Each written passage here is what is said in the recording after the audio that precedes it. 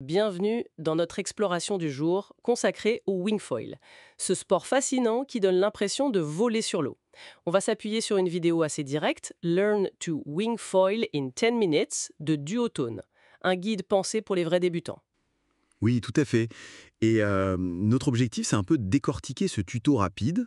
On va extraire les infos clés, le montage, les gestes de base, les premiers pas sur l'eau. Bref, l'essentiel pour bien démarrer. Super, alors on commence par l'assemblage du foil, c'est la partie un peu technique sous la planche.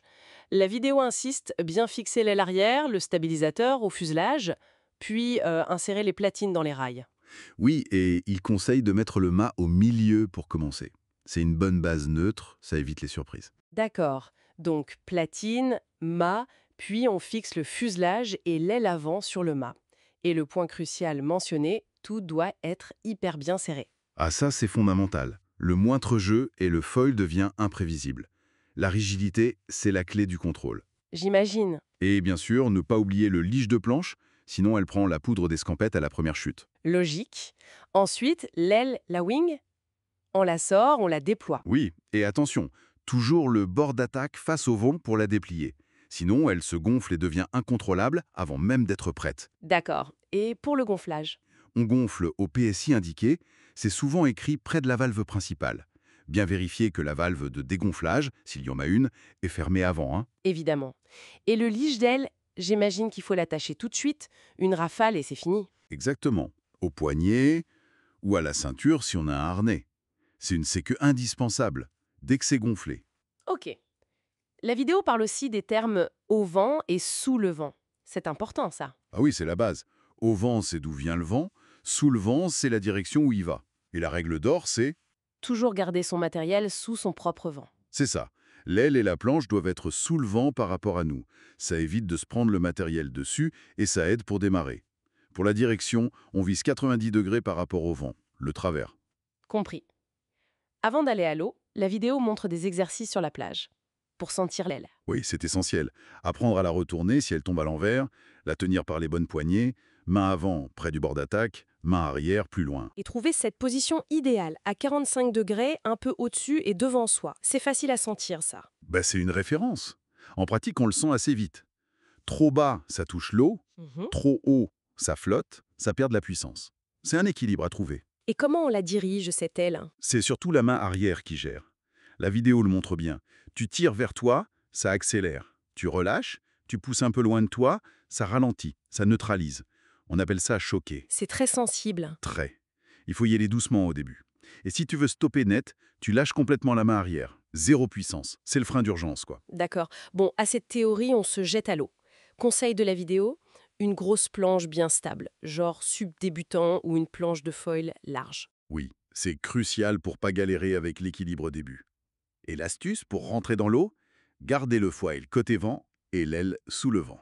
Malin, ça évite que l'aile pousse la planche sur le foil. Exactement. Une fois qu'on a de l'eau jusqu'à la taille, on met la planche à 90 degrés du vent, prête à partir. Et pour monter dessus? Directement debout? Non, non, surtout pas. D'abord à genoux. C'est beaucoup plus stable. On trouve son équilibre, on veut même utiliser l'aile pour orienter un peu la planche si elle tourne. Ok, à genoux. Et ensuite, pour se lever? La séquence C. Pied avant d'abord, un peu en travers sur la ligne centrale. On prend un peu de puissance dans l'aile pour se stabiliser, puis on pose le pied arrière. Et là, on se redresse doucement. Le regard loin devant, j'imagine. Toujours, ça aide énormément pour l'équilibre, et les pieds bien écartés pour la stabilité latérale. Arrive le moment tant attendu. Le premier décollage, le take-off. Il faut quoi? Du vent, un vent suffisant et régulier, ça aide beaucoup, oui. La position de départ, un peu fléchie, pied bien centré, la planche toujours au travers, et l'aile à ses fameux 45 degrés. On prend de la vitesse en tirant doucement sur la main arrière.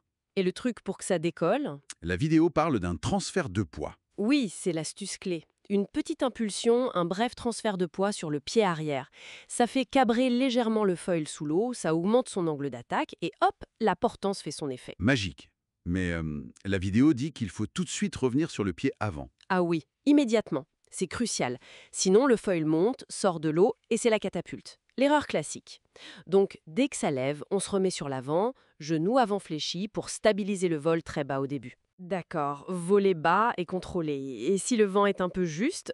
Alors là, c'est le pompage. la vidéo le montre aussi. Des mouvements de traction rythmés avec l'aile, parfois aussi avec les jambes sur la planche. C'est pour créer sa propre vitesse et aider le foil à décoller. Ça demande de la coordination, ça. Oui, ça vient avec la pratique.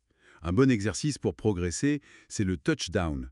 On vole, on redescend volontairement toucher l'eau et on redécolle aussitôt. Excellent pour maîtriser la hauteur. Bon, si on résume ce guide express de 10 minutes. D'abord, bien préparer son matériel, c'est la base. Oui, et bien comprendre cette histoire de placement par rapport au vent. Aile et planche toujours sous le vent. Ensuite, une progression logique. Sentir l'aile sur la plage, trouver l'équilibre à genoux sur l'eau, se lever. Et enfin, ce fameux premier décollage en contrôlant la hauteur tout de suite avec le pied avant. C'est ça. Ce que ce format très court montre bien, c'est que même si le but c'est le vol, La clé, c'est vraiment la maîtrise progressive. L'équilibre d'abord, le contrôle fin de l'aile, comprendre comment le foil réagit. Il faut de la patience, de la pratique. C'est pas magique en 10 minutes, évidemment. absolument. Et ça ouvre une réflexion pour la suite, non? Une fois qu'on arrive à tenir ces quelques secondes en l'air, comment on transforme ça?